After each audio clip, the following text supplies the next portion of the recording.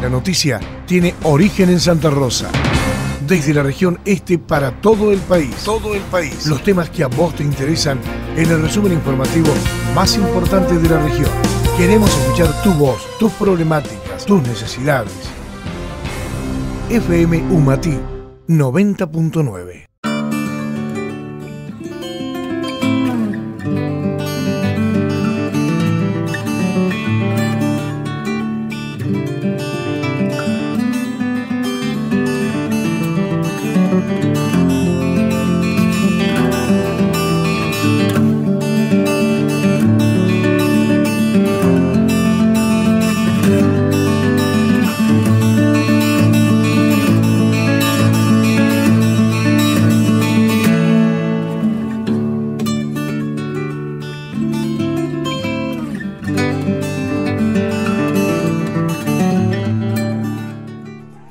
Minutos pasan de la hora 10, seguimos compartiendo la mañana en la 90.9.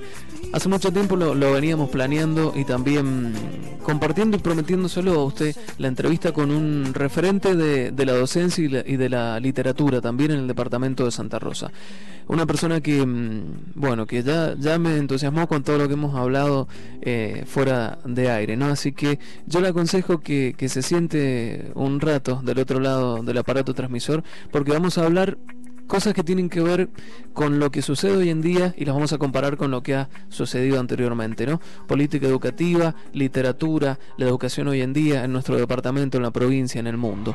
Y tenemos a un referente muy importante, como lo habíamos planteado anteriormente. Enrique Socas está aquí con nosotros. Hace poco ha estado en el Julio Le Parc, allí en Guaymallén, presentando dos publicaciones, las últimas de sus publicaciones, MDQ, que es Maestros de Qué, y otra producción literaria que es Cito, el Dragón del Petroa. Lo tenemos a él para que nos cuente parte de su vida, de su historia y estas últimas producciones. Enrique, ¿cómo le va? Buen día, gracias por estar en la 90.9. Buen día, gracias a ustedes por invitarme y por permitirme poder expresar humildemente las ideas que uno tiene. Bien, vamos al principio de la historia, ¿no? Cuénteme un poco de usted, de su historia, hace cuánto que comenzó en la docencia y cuándo llegó puntualmente al departamento de Santa Rosa. Bueno, puntualmente la docencia viene quizá desde los 10 años. Recuerdo un hecho muy puntual. Mi abuela Elena, mujer muy bella, me dijo: usted tiene que ser maestro. Y no sé por qué me prendió, me gustó. Pero cuando quise estudiar, mi padre es sociólogo, no quería saber nada con ser maestro, como diciendo: pero ¿cómo vas a ser maestro? Un maestro es muy poca cosa. Y en realidad, estudié historia, estudié filosofía, pero siempre me tiró esto de ser maestro por una vocación de servicio. Yo quería servir a la gente, todavía quiero hacerlo. Y encontré que en la docencia podía hacerlo. Y bueno, decidí ser maestro, afrontar mi destino. No me arrepiento en absoluto, amo la docencia. Si tuviera que volver a empezar, volvería a ser maestro. Y quizá cometería los mismos errores, pero no tantos. Y bueno, me recibí a los 24, 25 años. Tuve la fantástica experiencia de trabajar en el desierto de la Valle, en la escuela de San José. Ahí conocí a Teresita, que es mi esposa, que también es maestra. Nos casamos, nos fuimos a vivir al sur, en la provincia de Río Negro, en la línea sur. Estuvimos en un pueblito que se llama Maquinchao, y después estuvimos en un lugar llamado Cerro Mesa, en una comunidad mapuche, donde las temperaturas eran de 20 grados bajo cero, y fue una experiencia fantástica, hermosa.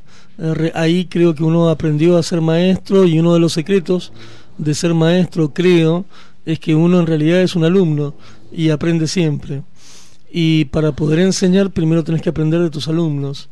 Eso lo vivimos muy fuerte ahí en ese lugar de Cerro Mesa. La escuela se llamaba El Paisanito, número 333. ¿Y por qué te digo esto de aprender? Hubo una experiencia muy fuerte. Todos los días llegaban 3 hermanitas en 2 caballos. Una, la más chiquitita, Dora, de 7 años. Todos los días a las 9 de la mañana se bajaba del caballo y lloraba. Todos los días llorando. Entonces un día me canso y le digo: bueno, basta de llorar, pero ¿por qué tanto lagrimeo?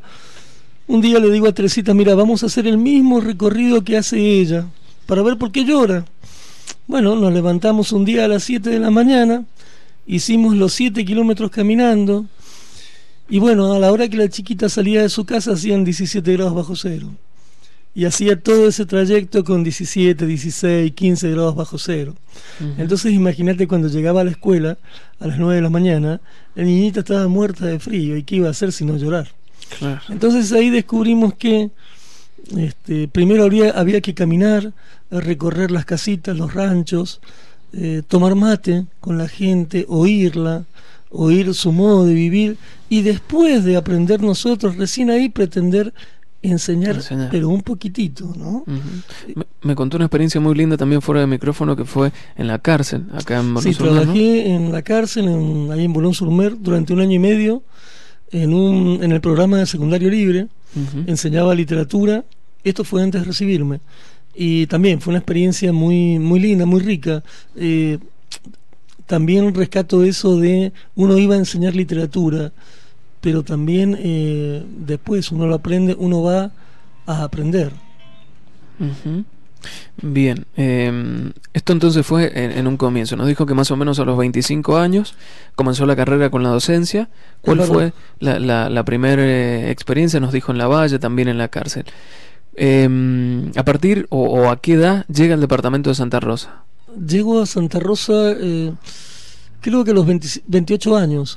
Hoy tengo 48, van a ser 20 años que vivo acá. Trabajé en la escuelita del norte, en la escuela Martiniano Leguizamón.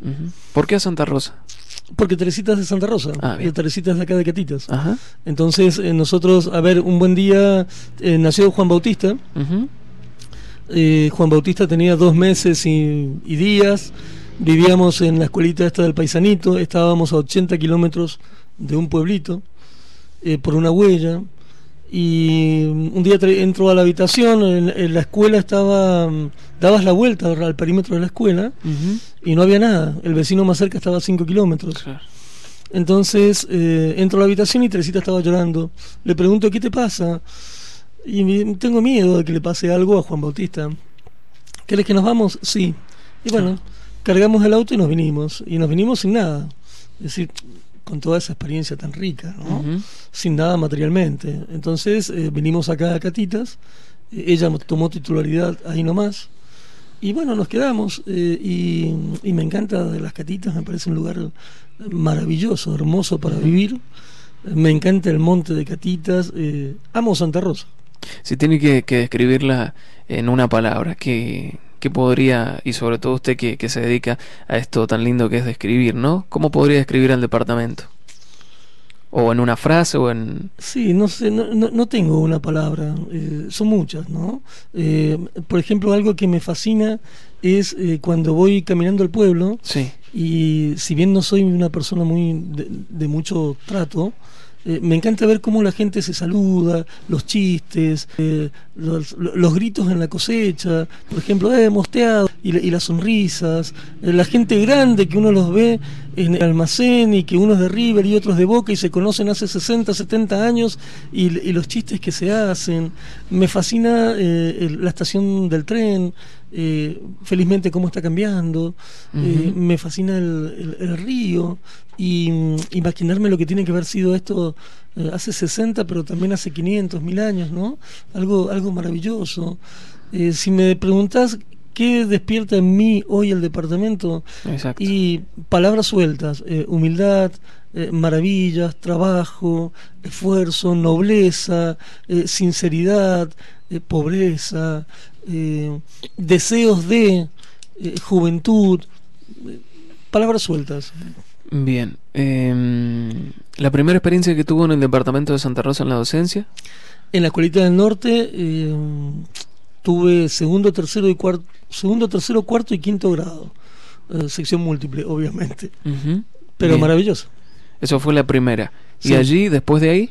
Hace 18 años creo que estoy en la escuela de Gobernador Civit, en la escuela Carlos Galiniana Segura, y también una escuela que amo y la llevo en el corazón. Ahí he aprendido muchísimo. Insisto en esto, el privilegio de ser maestro es aprender y retroalimentarse siempre, ¿no? Hay un aforismo muy bonito que dice que para que la taza se llene hay que vaciarla. Y bueno, uno está siempre vaciando la taza, que es dar. La función de un maestro es dar permanentemente. Y para dar primero tenés que tener. Y ese tener es aprender. ¿Sí? Y aprender con H, es decir, aprender, tomar hacia adentro. Eso creo que es un concepto interesantísimo. Un docente, como cualquier ser humano, primero es hacia su interior y después puede salir y dar. Nuestra educación a veces falla en este concepto de uno trata de meter en la cabeza del niño, en su parte de inteligencia, en el aspecto cognitivo, conceptos, sin llegar al corazón del niño, que es lo esencial. Un filósofo ruso que a mí me gusta mucho, que se llama Sujumlinsky, él hace una comparación muy bella. Dice: imaginen al mejor violinista del mundo tratando de tocar su instrumento sin afinarlo. Es imposible. Imaginen al mejor maestro del mundo tratando de educar a su alumno sin llegar al corazón. Es imposible. Entonces, desde hace un tiempo, pero todo esto se puede hacer un análisis histórico del racionalismo, de por qué la razón, por qué prima tanto el aspecto cognitivo en la escuela, y a veces quedan relegados lo actitudinal, y no tanto así lo procedimental, pero sí lo actitudinal. Y lo actitudinal yo lo asocio con el corazón, con el deseo de ser que hablábamos hace un rato, ¿sí? El hombre en busca de sentido, el niño en busca de sentido. Muchas veces nuestros alumnos están solos, no está la familia de atrás, la familia que aliente a su hijo a decir: mirá, vos podés, vos tenés que ser en la vida, seguir tus sueños, tus ideales, con qué soñás. Y muchas veces los chicos están ausentes en ese sentido, en esa estrella, ¿no? Y quizá la tarea sea ingresar en el corazón del alumno para que él mismo se descubra y se conozca, que él diga: sí, yo puedo. Da para hablar muchísimo, no me quiero ir porque... Seguro. Y bueno, voy a leer esto que está en MDQ, que justamente recién lo estábamos planteando, ¿no? El destino está en las estrellas están en tu corazón. Claro, sin duda, se trata de eso, ¿no? De descubrir que la luz... A ver, otro aforismo muy bello dice: la única luz que vas a encontrar en la cima de la montaña es la que vos lleves, y es la que tengas en tu corazón. Por eso es tan importante esto de ingresar. A ver, te hago una analogía que me gusta muchísimo. Nuestro diseño curricular educativo, sí, ahora son los NAP, los núcleos de aprendizaje prioritario, pero nuestro diseño curricular habla de tres aspectos: el aspecto cognitivo, que es la inteligencia; el aspecto procedimental, que es el hacer; y el aspecto actitudinal, ¿sí? Bien, supongamos que la inteligencia la asociamos con el sol, ¿sí? Bien, la luz que se ilumina a sí misma es retonta. La luz es para darla, ¿se entiende? Bien, ahora, esa inteligencia, ¿a quién ilumina? Y yo entiendo que esa inteligencia ilumina al corazón, que es lo actitudinal. ¿Pero por qué lo ilumina? Porque el corazón se abre como una flor, y la flor es para dar, porque el perfume de las flores se da, los colores se dan, que sería lo procedimental. Claro. ¿Se entiende? Se entiende. Entonces, muchas veces cuando uno educa, por ejemplo, yo te digo la palabra amor. La palabra amor que no puede quedar en el plano de lo intelectual. La palabra amor debe hacer el viaje hasta tu corazón, y ahí es donde uno la debe procesar en armonía con la inteligencia, para después actuar con amor, que sería lo procedimental. ¿Se entiende la analogía que estoy haciendo? Se entiende. Entonces, este proceso que muchas veces que le llamamos metacognición, el espacio para reflexionar, a veces no está en la escuela. A veces uno lo planifica, pero no se da. Por ejemplo, fíjate en esta época de de tantos mensajes, de tanta radio, de tanta música, de tanto sonido en movimiento en el aire. No hay tiempo para el silencio. Y es brutal eso, no hay tiempo para el silencio. Y la semilla crece en el silencio. La semilla crece en la oscuridad, no crece a la luz del sol, ¿sí? No crece en el bullicio. Y el silencio, a ver, la palabra crece en el silencio. En un tema musical es tan importante la nota como el silencio, ¿sí? El silencio me da la pausa, me da la cadencia. Y en la vida cotidiana, la televisión, la radio, el cine, los videos, el Facebook, todo esto que es maravilloso, que no se trata bajo ningún punto de vista de desmerecerlo, sería ridículo creer que es malo, ¿no? Pero ese tiempo para estar con uno mismo, fíjate ¿y qué es eso de estar con uno mismo? Con vos, descubrirte, pensar, soñar, detenerte a ver las estrellas, a ver una mariposa, detenerte a pensar en una sonrisa, en una persona, detenerte a pensar en tus sueños, hacia dónde querés caminar, cómo vas a vivir este día, qué cosas te hacen feliz, a vos qué cosas te hacen feliz. Vos no podés decirme, mirá, yo si tengo la camiseta de tal o cual voy a ser feliz, si tengo un reloj voy a ser feliz. No, eso es una tontera, es una ilusión, ¿no? Seguramente.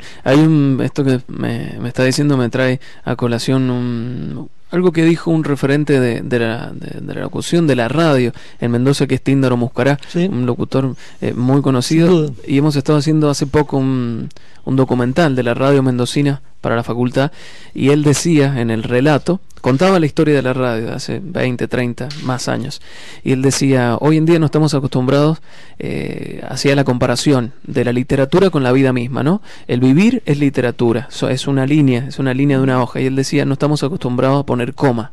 Claro. No ponemos coma, entonces vamos, pasamos, vamos, y no disfrutamos, como si uno abre un libro, no respeta las comas, los puntos, no lo disfruta, no se introduce. Bueno, con la vida pasa lo mismo, decían. Estoy totalmente de acuerdo. A ver, Mario Benedetti tiene un poema muy bonito que dice, de vez en cuando hay que hacer una pausa.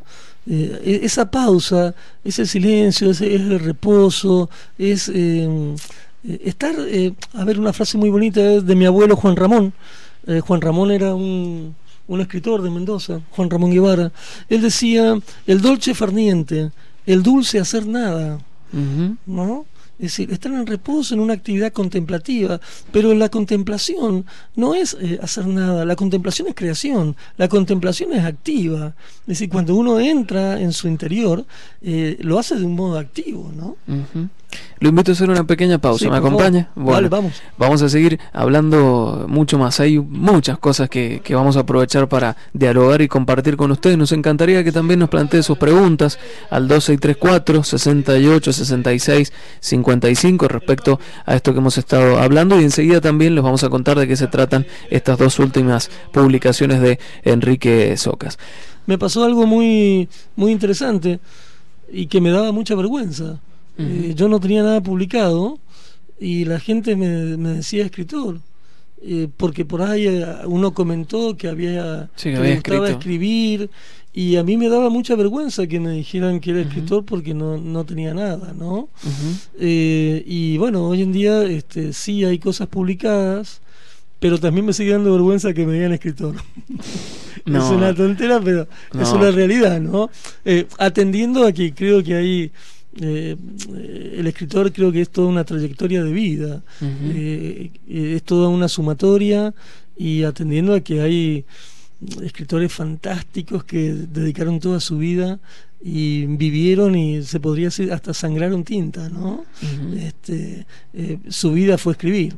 Y no sé si es el caso mío, o recién ahora se está despertando eso de sentarse y transpirar, porque escribir es difícil, lleva mucho tiempo, tiempo de soledad y tiempo de perseverancia con uno mismo, de ser disciplinado, ordenado, metódico. Cuando uno piensa que ha publicado un librito, a lo mejor ese libro te llevó 1 año, 2, 3 años llegar a armarlo y terminarlo y dejarlo acabado, y esos 3 años es tiempo de creación, de volver atrás, de borrar. Abelardo Castillo, un escritor argentino muy bueno, en un reportaje él dice que el oficio del escritor, precisamente del cuentista, es el oficio de la tijera. Es el oficio de cortar y cortar y cortar, y al final lo que te queda es la obra, ¿no? Y bueno, eso también lleva tiempo a aprender, lo que uno se sienta y escribe, y después hay que cortar y empezar a podar, ¿no? Y lo que queda es la obra. Recién me contó cuestiones que tienen que ver con cuando uno va a publicar esta obra, ¿no? Para que otros la vean y la puedan observar. ¿Cuánto le costó a usted hacer estas 2 publicaciones que tenemos hoy acá? Pero bueno, a través del tiempo también lo ha ido planteando. Y me contó que es usted mismo también el que se encarga del diseño y de la publicación. Cuénteme un poquito de esto. Por la parte material muy breve, ¿no? Te hablo de MDQ, Maestros de Qué. Maestros de Qué creo que lleva 3 años gestándose.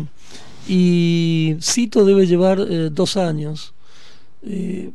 Si yo voy a una imprenta o a una editorial, es imposible para mí materialmente poder plasmarlo. Entonces fue también esto de escribir, aprender a ser mi propio editor y mi propia imprenta, que yo le llamo la usina de los sueños, la fábrica de los sueños, en calle Eliseo Ortiz. ¿Y qué es la fábrica de los sueños? Son 3 impresoras de distintos tamaños, y bueno, que te lleva mucho tiempo imprimirlos, porque son máquinas comunes, caseras. Pero a ver, yo también los coso, le hago el diseño, le pego las tapas, tengo excelentes colaboradoras, amigas que han hecho las imágenes, los dibujos. En el caso de Cito es una profesora de Bellas Artes que se llama Ana, que es una persona encantadora, y bueno, ella colaboró con los dibujos. Agradezco muchísimo acá en Santa Rosa a Soledad, Soledad Caparrós, que siempre tira líneas sobre cada vez que tengo algún problema de diseño. Siempre ha colaborado y me ha aportado alguna idea. Hacer Cito, les comento, Cito es un personaje, es un dragoncito. El libro se llama Cito, el dragón del Peteroa, y tiene que cumplir años, y paradójicamente para cumplir años, en vez de apagar la vela, él debe encenderla, porque la vela se enciende porque es luz e ilumina el camino, y como buen dragón él debe soplar fuego para encender la vela.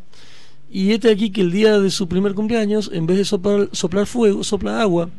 Entonces no puede cumplir años, pero tampoco puede quedarse con su familia.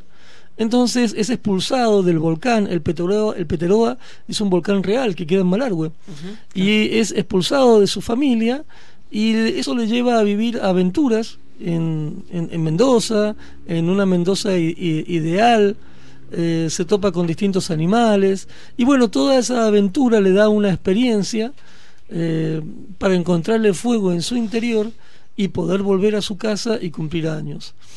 Bueno, todo eso contado así en pocas palabras, lleva mucho tiempo para elaborarlo, dárselo a amigas para que lo lean y hagan las correcciones, lo analicen, claro. Y den un poco, no el visto bueno, pero sí, mira, esto no me gustó, esto sí está bueno. Con MDQ, Maestros de Qué, el otro libro, son reflexiones sobre la educación, sobre realmente de qué somos maestros, solamente maestros de contenidos curriculares, o somos más que eso. Muchas veces nos toca, como hablábamos hace un rato, ¿no?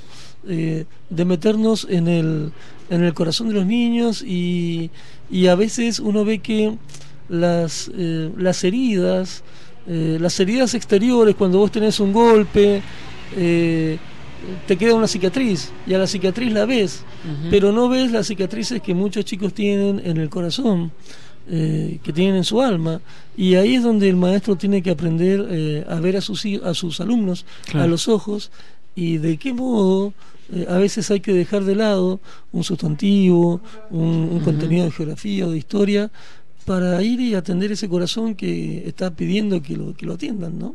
Dos pequeñas reflexiones. Dale. El tiempo en radio es tirano. Sí, sí, sin duda. Sobre Cito el dragón del Peteroa, una metáfora o una analogía de la vida misma, ¿no? ¿Cuántas veces soplamos la vela cuando cumplimos un año y en realidad tendríamos que prenderla? Esto me lo dijo fuera de aire. Muy breve y sintético. Hábleme de esto. Sin duda, yo creo que la vida es un andar constante, ¿no? Fíjate, a ver, otra analogía, de noche uno duerme y descansa, está en reposo. De día, cuando sale la luz, uno está activado y uno camina y uno hace. Por eso creo que... lo tomo a colación brevemente con esto que decía hace un rato de la luz que se ilumina, que es tu mente, que ilumina tu corazón, la semilla que crece en la oscuridad, pero que va buscando la luz, ¿no? Es decir, esta luz es fundamental para iluminar el camino que uno va a hacer en su vida, que muchas veces está apagada. Galeano decía en un texto maravilloso que sube un indio al cielo y ve y cuando baja le preguntan ¿qué es lo que viste desde arriba? Entonces él dice que vio a los hombres y que los hombres ardían, eran pequeños fuegos. Entonces comenta que había fuegos tontos, fuegos bobos, que apenas iluminaban, que apenas ardían, pero en cambio que había otros fuegos que parecían estrellas en los hombres, que eran fuegos que ardían. Entonces él quiere decir con esto que hay que alentar los fuegos para que la gente se arrime, para dar, para sentir el calor humano, ¿no? Eduardo Galeano, también hablando justamente, ya que lo trajo a cita, dijo en algún reportaje que él escribía primero para él y después para resurgir o darle la oportunidad a pequeños pueblos, porque él ha hablado de su vasta experiencia de muchas comunidades en el mundo que son no las conoce nadie. Entonces, para poder sacar esa experiencia de ahí y solucionar algo a través de una literatura que es conocida a nivel mundial, ¿no? ¿Por qué escribe usted? Sí, me parece fantástico eso de primero escribo para mí, porque hay algo dentro y quiero sacarlo, ¿sí? Muchas veces se habla, sobre todo en educación, de que uno tiene que tener en mente un lector. ¿Será porque uno no es escritor profesional? Yo no tengo en mente un lector cuando escribo, ¿sí? No me planteo voy a escribir esta obra para un determinado grupo, no. Uno escribe la obra. Si después esa obra se encasilla, esto de encasillar entre comillas, dentro de un determinado grupo, bueno, ese es otro tema. Pero en principio uno escribe una historia para uno mismo, para agradarse a uno mismo, y después comienza a despertar esto de, la historia también para darla, ¿no? Porque si lo escribís, y es por algún motivo, quizá uno no lo sepa, quizá yo no lo sepa, ¿no? Me seduce mucho la idea de la literatura como puente, la literatura como un puente que te permite transitarlo para llegar a un destino, pero ese destino no está pautado, ese destino lo hace el lector, ¿sí? Que es el que está cruzando ese puente. Quizás a mitad del camino lo dejas el puente, quizás llegás al final y del otro lado, como decía Benedetti, hay una sonrisa y un durazno esperándote, y hay un país entero esperándote, y ese país entero es un país de maravillas, es un país fantástico. Creo que la literatura es eso, es un puente que se camina, pero insisto en este concepto, la literatura es hacia adentro, no es hacia afuera. Por eso es tan importante en literatura, hablo de lector, ¿no? El silencio que es creación, el silencio que está lleno de palabras, no es un silencio tonto, un silencio de yo no sé qué hacer, yo no sé, entonces me quedo callado. No, nada que ver, al contrario, la literatura es un silencio que arde, es un silencio que, a ver, hay una palabra muy bella que es aletea, ¿no? Y aletea es mariposa. Y la poesía es aletea, ¿sí? Es una mariposa que te lleva a un país, que te lleva con sus colores, con su vuelo, con su cadencia. Hay un autor que me encanta, un italiano, en este momento se me fue el nombre y lo recontra super quiero, Gianni Rodari. Gianni Rodari dice algo que es maravilloso. Comenta que cuando uno tira la piedra en el estanque, uno ve lo que se produce en la superficie, las ondas que hay en la superficie, pero no ve lo que produce la piedra hacia el interior del estanque. Es decir, mientras la piedra va cayendo, hasta dónde cae la piedra, hasta qué profundidades llega, tiene un límite, y eso sería un poco el corazón humano. Es decir, cuando vos largás una palabra, hasta dónde llega esa palabra, cuál es la profundidad del corazón humano, dónde termina el corazón humano, dónde termina el amor, dónde termina la creación, dónde termina un beso, una palabra, un gesto. Por ahí decían en algún momento, bueno, muchos autores lo han dicho, Borges, Divino Borges, él comenta que él es él, pero también son miles de personas que van con él, que son las personas que él ha conocido, y que ha ido de la mano, su madre, sus amigos, su padre, las obras que ha leído. Eso es fantástico. Hay un poeta argentino que recibió el Príncipe de Asturias el año pasado, el anteaño, fantástico, sus bigotes, poeta, se me dio el nombre. Él cuenta algo que es maravilloso. Él narra la historia de un pescador que está en el mar, ¿no? Y es de noche y está pescando, es un chino, y esta historia es de hace 3000 años atrás, la que él narra. Entonces él dice que está en el mar y su esposa está en la cabaña y se está peinando, y él en el mar siente el perfume del cabello de su esposa que se está peinando. Entonces le preguntan a este poeta argentino, el que le pregunta es Galeano, ¿quiénes son tus contemporáneos? Y él dice, ese pescador y esa mujer son mis contemporáneos. Y estás hablando de personas de hace 3000 años. Claro. Entonces, bueno, ese concepto que puede parecer loco, en realidad no lo es, ¿no? Y creo que uno es una sumatoria de muchas cosas. Y es más, uno es siendo... Es decir, uno no es una persona acabada, uno es una persona en movimiento mientras va caminando. Nunca sos, siempre estás en un proyecto de ser, ¿no? Exacto. Ese concepto de ser siendo es maravilloso. Ese concepto de sustantivo verbo, pero agreguémosle sustantivo verbo adjetivo, todo junto, ¿no? Es decir, ¿con qué vas a caminar? ¿De qué modo vas a caminar? Bueno, no sé, me quedaría hablando horas, porque la verdad que son reflexiones de la vida misma, ¿no? Y nos da la certeza y el concepto de que la literatura es la vida, y que uno tiene que formarse totalmente. Hay que... el poeta de recién era Hellman, Juan Hellman, ¿no? Bien, que bien. Es exquisito. Ajá. A mí se me vino Braselli por lo que dijo. No, Juan Hellman, Braselli, he tenido el gusto de conocerlo. Y también una persona que admiro mucho. Bien. Pequeña reflexión de MDQ. La reflexión anterior tenía que ver más con Cito, el dragón del Peteró y esto de la vida, ¿no? Hablamos de esto y yo le tiro algunas palabras sueltas y usted me arma algo. Dale. Mercado, capitalismo, políticas educativas hoy en día y hace 20 años atrás. Sí, a mí me parece que vivimos una época, a ver, simbólicamente en las escrituras bíblicas se habla de cuando Jesús va al templo y están los mercaderes y él lo saca del templo y dice, en la casa de mi padre no. A mí me da la impresión de que hoy el mercado le ganó al templo, pero el templo es uno mismo, ¿no? El templo interior, el templo que cada uno es hacia su interior. Y hoy está inundado de mercado, de propagandas, de ilusiones, de vanidades. Hoy tenemos una programación y una producción cultural que muchas veces es muy pobre y no alienta al crecimiento humano, ¿sí? Sobre todo por la globalización que generan las grandes potencias del mundo. Fíjate, esto de la globalización, qué locura. Somos de todas partes, pero no somos de ninguna. Claro. Es decir, y eso es del tomate, vos sos de Catitas, y acá es donde caminás, y acá es donde soñás, y acá es donde tus ojos ven un algarrobo, un chañar, las vías del tren, al vecino que va caminando con la bolsa, a la señora que tiene 70 años va en bicicleta. Es decir, vos sos de acá. ¿Y cómo lo vive usted? Digo, que es parte de la producción cultural que sin duda pierde el regionalismo, ¿no? Cuando se consume culturas de otras regiones totalmente distintas. Se festeja Halloween aquí y muchas veces nos cuesta vestirnos de gaucho. Nada que ver. ¿Cómo lo vive usted? Mira, yo desde la escuela tengo una concepción que creo que es muy fuerte. Una canción dice, para cambiar el mundo comienzo por mí. y el mundo comienza en vos. Pero eso es algo que es elemental, ¿no? Y entonces hay una frase que me gusta mucho, que está en este libro de MDQ: no se trata de salvar el mundo, sino que se trata de salvar una flor, y esa flor sos vos.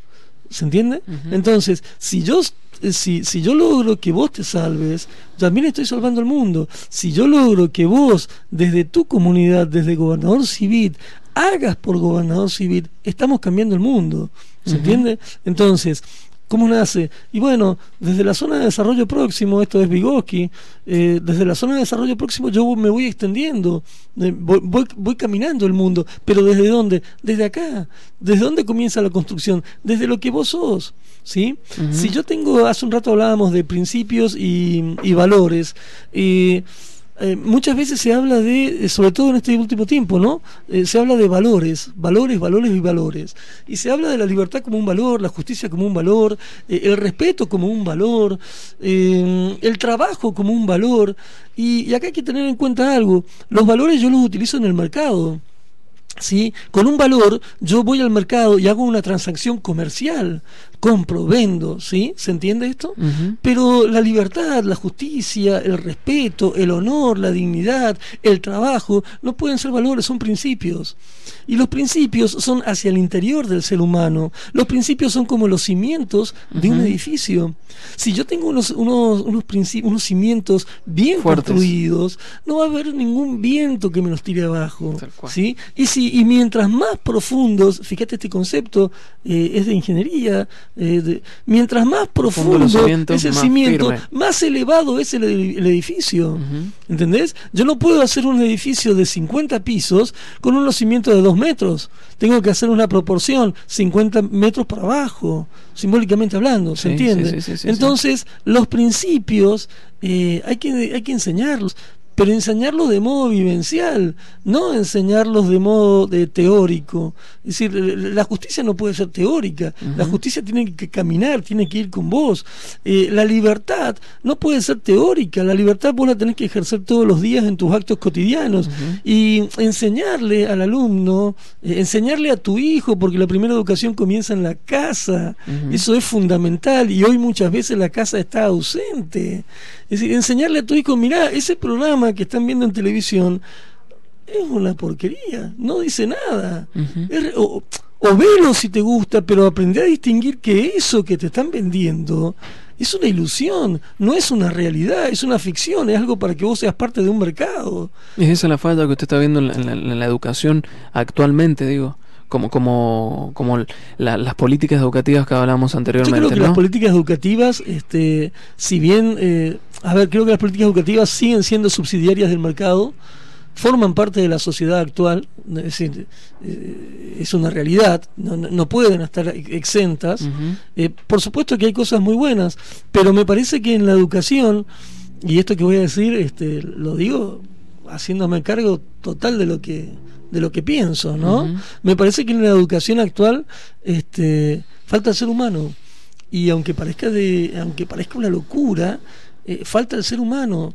Es decir, nosotros educamos un ser humano, no estamos educando contenido, no hablamos de geografía, un sustantivo, de un verbo, hablamos de un ser humano. Esos contenidos que uno desarrolla, conceptuales, son para contribuir al desarrollo de ese ser humano. Y la pregunta es: ¿cuál es el ser humano en la política educativa al cual aspiramos, al cual caminamos? Y yo no lo veo, no veo que esté plasmado en ningún lado, no veo que esté plasmado en la nueva ley de educación que se quiere hacer, no lo veo plasmado en las políticas educativas del gobierno actuales. Siempre que hay reuniones, siempre que hay jornadas, se habla de contenidos, modos de evaluar, el mejoramiento de la didáctica de la matemática, la didáctica de la lengua. Y nada de ser humano. Está bueno eso, ¿viste? Pero, a ver, ¿y dónde está el ser humano? ¿Dónde está Iván? ¿Dónde está Emanuel? ¿Dónde está Estefanía? Seres reales, seres humanos que te miran con ojos maravillados, con ojos tristes, con ojos de sorpresa, con ojos de desidia, de nada. ¿dónde está ese ser humano? ¿Hacia cuál ser humano caminamos nosotros? No solamente como una escuela en particular, como un aula en particular, sino ¿cuál es el ser humano ideal de Mendoza? ¿Cuál es el ser humano ideal de Argentina? Es decir, en nuestro preámbulo habla en la Constitución, te dice que para todo habitante que quiera habitar este mundo, bueno, ¿cuál es el preámbulo del ser humano argentino? Está bueno esto, y yo no lo veo en ningún debate, no veo ningún programa de televisión que hable de una sociedad, pero no de sociedad, de un ser humano íntegro, con justicia, con honor, con respeto. No lo veo en los políticos de cualquier partido que sean, o tenemos ejemplos muy particulares, ¿no? Donde sí, vos lo ves, pero no ves una línea de conducta. ¿Se entiende lo que digo? Totalmente. Es decir, da para mucho, ¿no? No quiero ser una persona, tampoco quiero convertirme en un viejo rezongón, porque no soy así, soy totalmente optimista. Siempre creo que va a salir el sol. Es más, que cuando viene la tormenta tenés que bailar en la tormenta, no tenés que esperar a que pase la tormenta, ¿sí? Y estas reflexiones, digo, hacen el debate, lejos de plantear esto que usted nos dicen, hacen el debate, sin debate, sin posturas opuestas, es imposible crecer. Pero totalmente, y más allá de las políticas educativas, te estoy hablando de las políticas educativas en cuanto a lo conceptual, a lo ideológico, ¿sí? Quizás idealmente está, pero cuando vamos a la práctica no. Dejo de lado, por ejemplo, y esto no es propaganda bajo ningún punto de vista, por ejemplo, acá en Santa Rosa hay una política educativa, y una política educativa muy fuerte que tiende al aspecto edilicio, al aspecto de mejorar las condiciones, a resolver problemáticas muy puntuales que se resuelven in situ, en el acto, ¿sí? Uno ve un compromiso con la educación, ¿sí? Incluso no solamente en lo estructural, sino también en las propuestas que cada escuela lleva. Eso es verdad. Lo cual me parece que es muy bueno, muy valorable. Y después, esto es para hacer un análisis que llevaría mucho tiempo. Me parece que estamos... tenemos varios sábados todavía. Está bien. Estamos dando una vuelta, estamos cumpliendo un ciclo de 30 a 35 años de democracia. Y quizá ahora comencemos a transitar una etapa más civilizada, más cultural, más en medio de esta tormenta que se vive, más humana, ¿sí? ¿Se entiende? No tan egoísta, sino más para el dar. Ojalá sea así. Ojalá que sea así. Ojalá sea así. Enrique, le agradezco muchísimo el tiempo que se ha tomado. Nos quedarían muchas más horas para hablar, pero podemos volver a intentarlo y a generarlo en algunas otras programas y salidas al aire. Le agradezco muchísimo. Bueno, le deseo mucha suerte con estas publicaciones. La gente que, por ejemplo, quiera adquirir estas producciones. Bueno, todos saben teléfono, que soy el maestro. Y bueno, en casa todos saben, vivo en la calle Liceo Ortiz, sin número. Y ahí están las producciones. Listo. Muchas gracias a vos y a FM Umatí por invitarme y por permitir este diálogo, esta charla. Y bueno, sigamos adelante, sigamos caminando. Bueno, muchas gracias, le agradezco mucho esta visita. Vamos a la música y ya regresamos, nos queda todavía un poquito más de programa.